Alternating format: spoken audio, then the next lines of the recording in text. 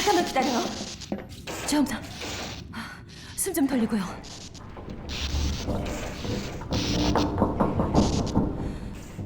됐어요. 이거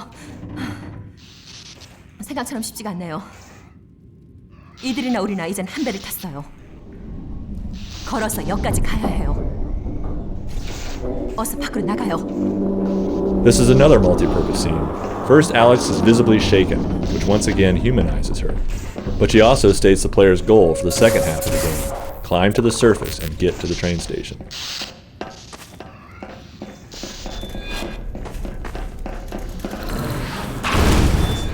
포탑 소리예요.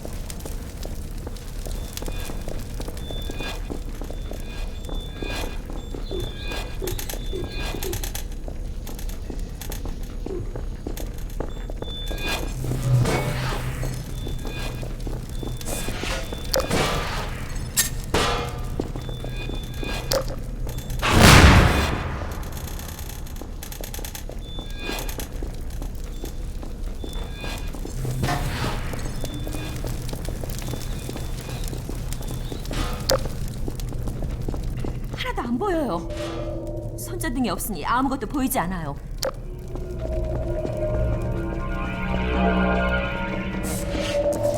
저 문을 지나가야 돼요. 진짜 전자자물쇠가 달려있어요. 이걸 어떻게 열어야 하죠? 전원장치를 찾을 수 있는지 보죠.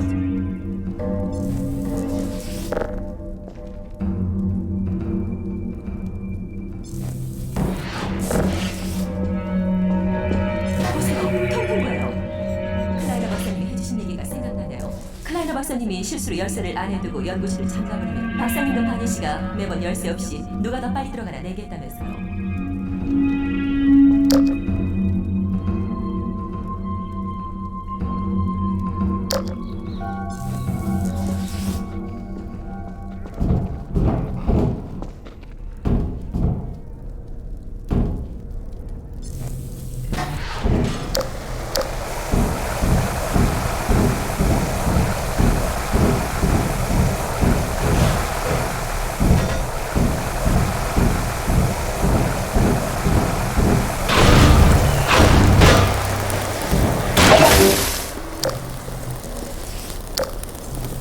Before we armed players with traditional weapons, we wanted to give them a chance to appreciate Alex's combat abilities.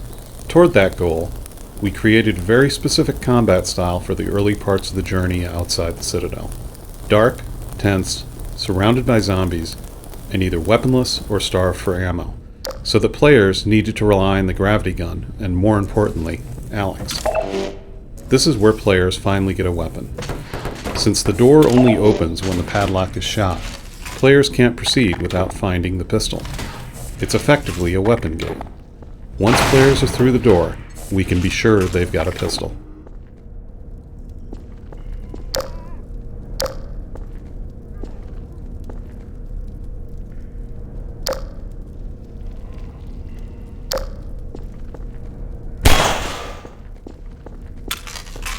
Originally, the player couldn't operate the power boxes, and would have to wait for Alex to do it. We thought it'd be entertaining to watch Alex do some cool thing while you protected her. Unfortunately, that didn't work out. Playtesters were more annoyed than entertained. The other problem was that having Alex committed to a particular activity while action was still going on in the world tended to quickly expose her most robotic tendencies. She'd either ignore what was going on, or completely stop whatever activity the player was waiting for her to finish. Either way, it was unconvincing and frustrating. What we learned here was that whenever Alex commits to some action in a dynamic environment, she needs to finish it quickly and move on.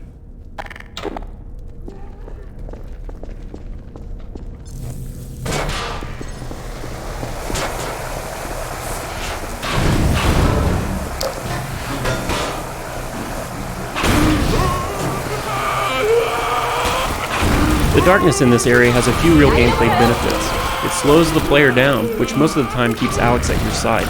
The claustrophobia, the close-in combat, and Alex's constant presence and reliance on your flashlight help enhance the tension and your sense of camaraderie. In the dark, the limited flashlight battery adds an extra layer of resource management to the tactics of combat.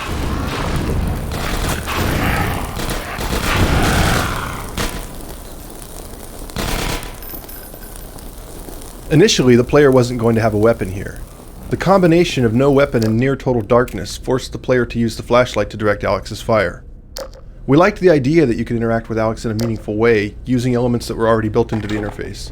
Unfortunately, playtesters didn't like not having a weapon, so we added weapons back in.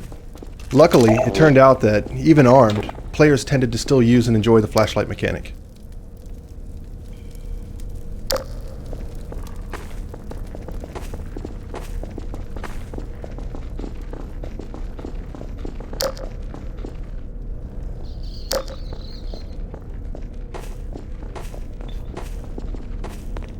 여기에 개미 귀신이? 콤바인의 방어막이 무너진 게 틀림없어요. 요새에서 통제했다면 그럴 수도 있겠군요.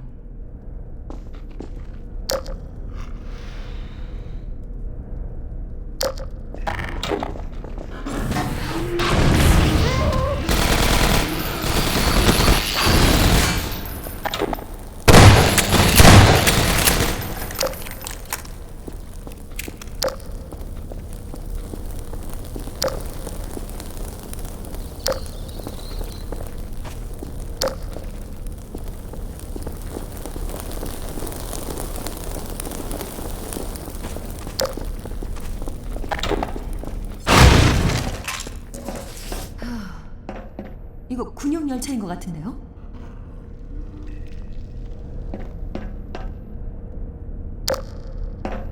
도대체 저게 뭐지? If you don't like Alex, you're not going to have much fun with episode 1. So Alex being likable was one of our most crucial design goals. 그러니까 Little moments like the Zombine joke are designed to make Alex more endearing. Since we like to multitask, it also had the practical purpose of introducing a new monster. The success of the scene relied on a combination of dialogue, voice acting, and animation. Surprisingly, lighting was really important too. Under red light, Alex's self-deprecating groan looked more like she was sneering at the player for not getting the joke. Changing the lighting to blue and then adjusting the direction of the light so that it changed the shadows on her face fixed the problem. It's important that monsters get very deliberate introductions, since players are going to interact with them a lot. Generally, we let the player first see a new monster in a safe environment, so they can start thinking about it before they have to fight it.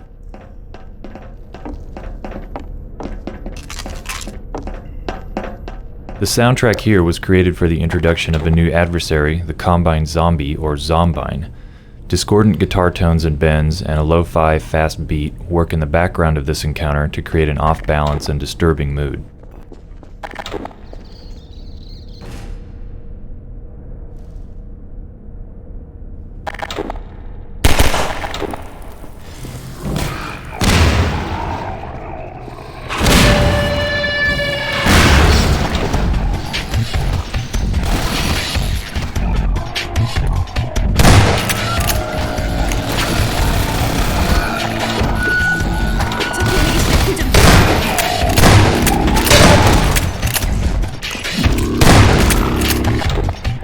We always try to exploit a feature as much as possible throughout a game. For instance, these flares. They're an exploration reward, they've got a simple, satisfying interaction with the gravity gun, and they're a good tactical alternative to the flashlight. Finally, they're a weapon that will ignite zombies, which in turn become a new light source. For episode 1, we implemented a scripting component called the Response Rules System for dynamically managing NPC speech. We wanted to take NPC speech out of the hands of the programmers and let the writers control it. The writers were able to set up a wide range of situationally triggered character responses. For instance, Alex has different reactions to different enemies, can warn the player of danger, calls for help when she's mobbed, and will ask for light. The combat responses worked out great. But it's especially satisfying when Alex's comments on some situation mirror your own thoughts. The writers really went crazy with this, so be on the lookout for lots of little Easter egg responses to unusual situations.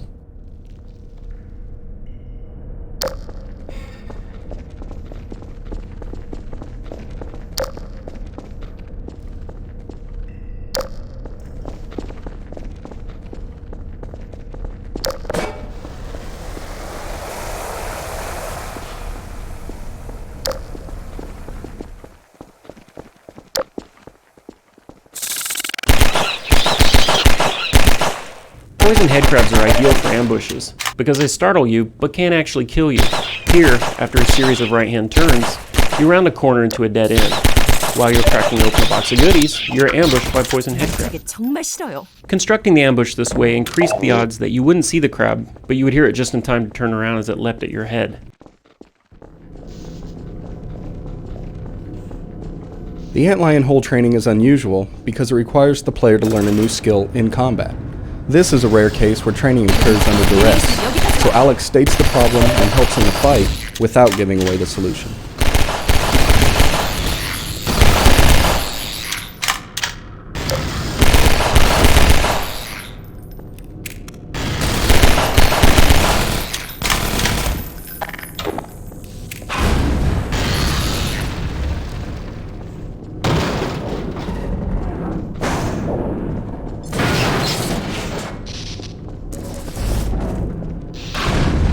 좋은 생각이에요. 와, 그런 식으로 골을 막다니 정말 기발해요.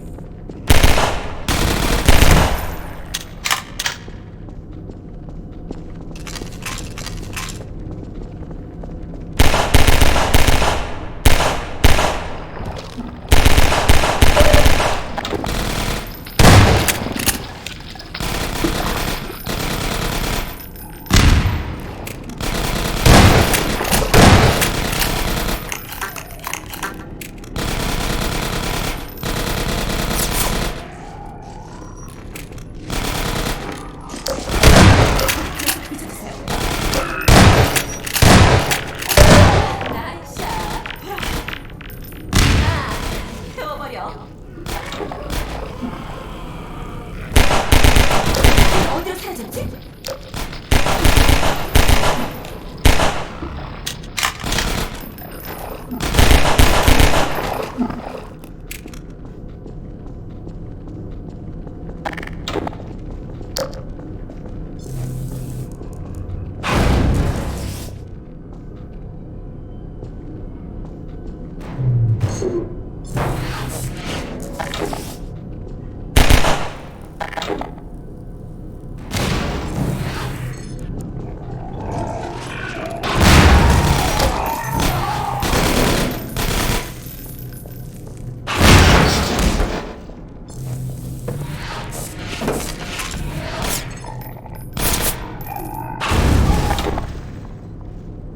You fight alongside Alex for much of episode 1, so her combat really needed to look varied and exciting.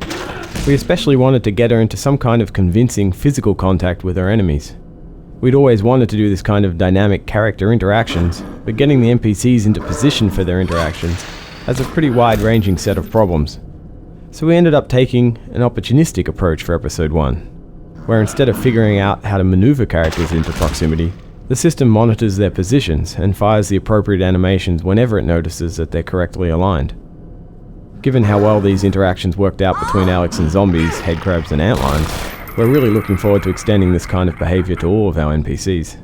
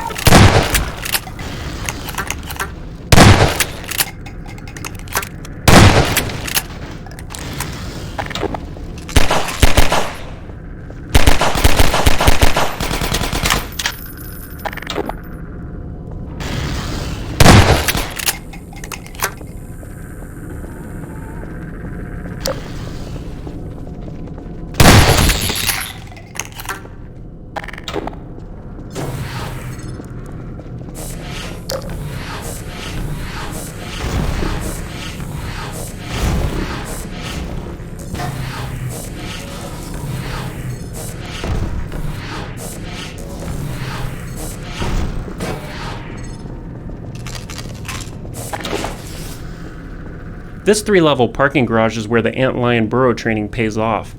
Because we've taught the player the burrow blocking mechanic earlier in a less hectic environment, the problem here becomes not what to do with the burrows, but where to find the cars to block them while fighting off a horde of antlions. The burrows themselves went through several iterations. At first, playtesters had a hard time seeing them, and once they'd push the car onto one, they often weren't sure if the hole was actually sealed. We eventually solved both of these problems by adding a particle effect to the burrows. This effect makes them recognizable even at a distance, and its absence is a clear indication that the burrow is blocked.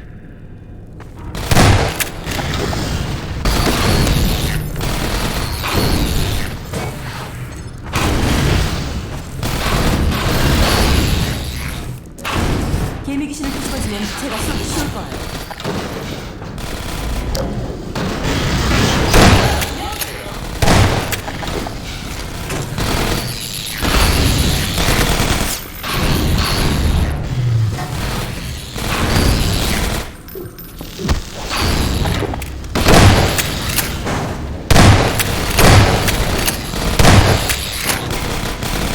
We generally design and prototype the basic gameplay in a level before we apply much art to it. Throughout the first several months of playtesting this garage map, the geometry was nothing more than basic shapes and textures. After we finalized most of the gameplay elements, we began to flesh out the visuals for the area. For this level, we left the office and took reference pictures of various garages. From these shots, we pulled out everything we liked and that we thought we could pull off well. We combined these visual highlights into what we call a style guide map, which is a standalone map with no gameplay that we use strictly as visual reference. For this level, we actually made 2 style guides, one a destroyed garage, the other intact. After the look was established, we brought the playable map's visual quality up to the level of the style guides. Often a map's geometry needs to be changed as the art goes in because areas that worked in the abstract version no longer make sense in a map that now looks like a real place. For instance, the side rooms where 2 of the cars are hidden were moved several times in order to make them feel more naturally part of the parking garage.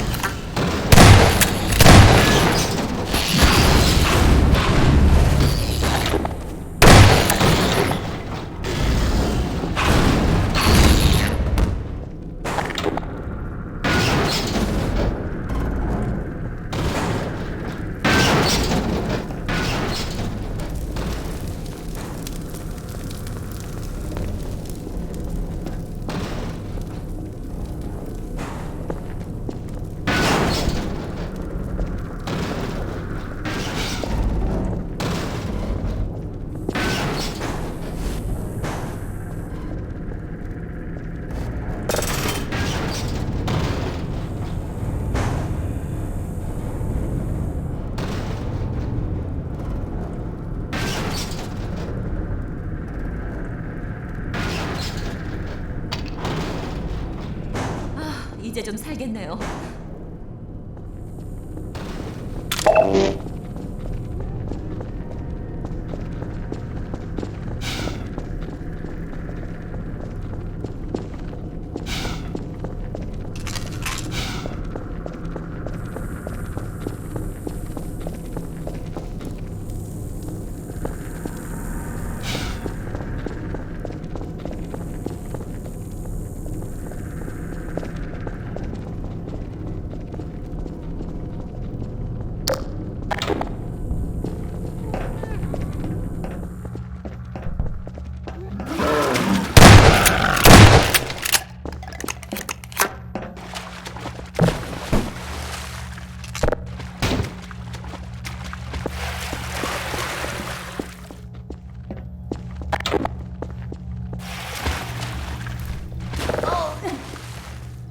특수복을 입은 박사님이 부럽네요.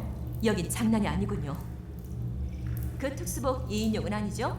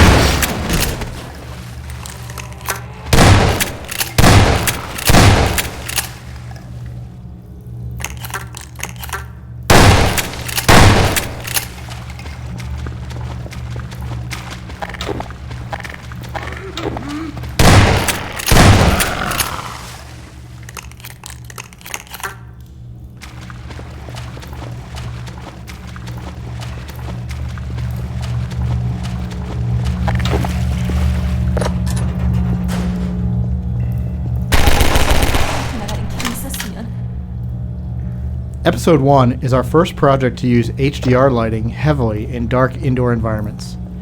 The interaction between the flashlight and the auto exposure calculations done for HDR presented a real technical challenge. In dark areas where the flashlight was the only source of illumination, we found that we'd often end up with grossly overexposed views. We ended up compensating for this by using a different set of exposure parameters when the flashlight was turned on.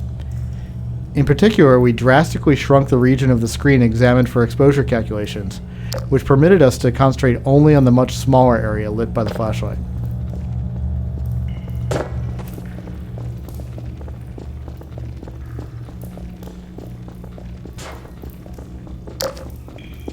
진짜 엘리베이터예요. 계단으로 갔으면 정말 억울할 뻔했네요.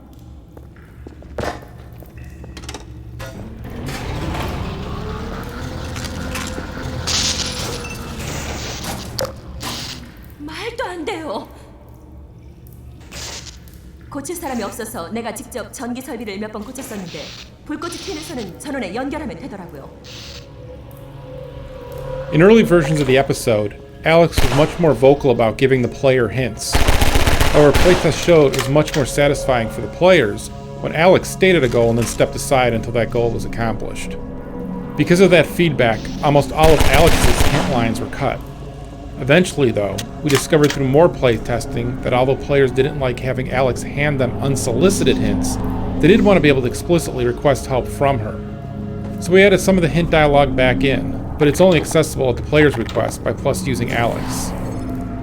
Unfortunately, we learned these hint lessons late in the development cycle and didn't have time to properly train players for this feature. We plan to integrate the hint-on-demand dialogue more thoroughly in future episodes.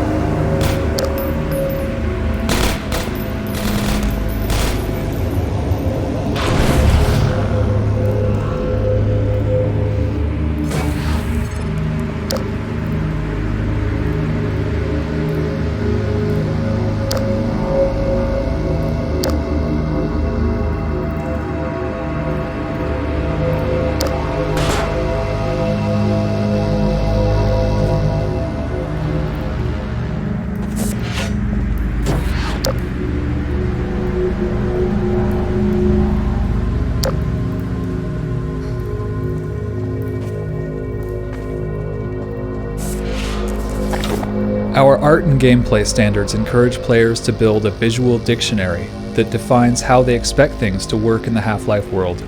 For instance, even though the door to the power box room is metal, and would probably have a metal crossbar holding it shut, we barred it with a wooden plank. Because we've been consistent throughout the game, the player should recognize that a wooden plank can be both broken and manipulated with a gravity gun, properties that wouldn't be immediately apparent about a metal bar.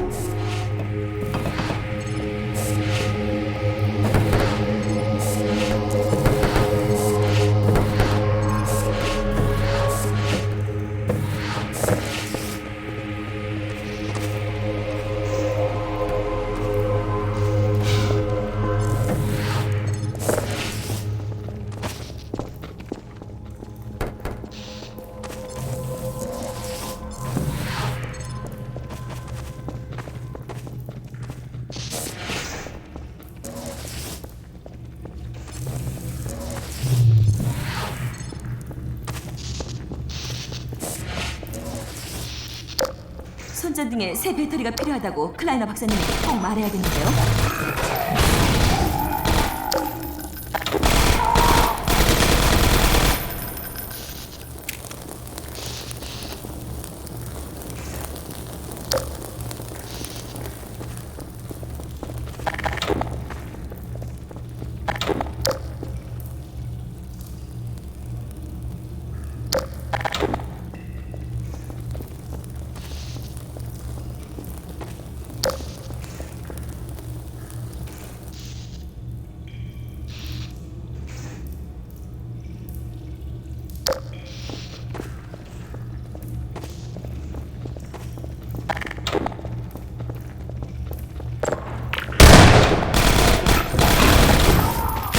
We're really happy with the Zombine's grenade behavior. It adds sudden danger spikes to the zombie horde, which force players to quickly reprioritize the targets. And since the player can grab a grenade out of the Zombine's end with a gravity gun, these danger spikes can be converted into offensive opportunities. This kind of turnaround skill shot creates some dynamic, satisfying hero moments for the player. Originally, we didn't allow the player to snatch Zombine grenades because we felt it broke the fiction of the gravity gun. If players could grab a Zombine's grenade, why couldn't they grab the Combine soldiers' guns? After playtesting the grenade steal though, fun won out over consistency.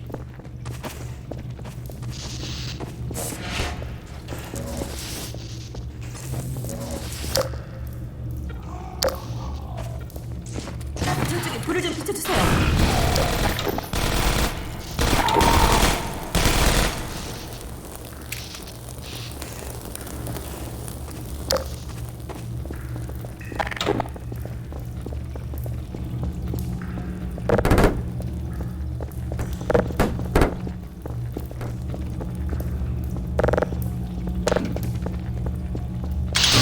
엘리베이터가 다시 움직이나 봐요.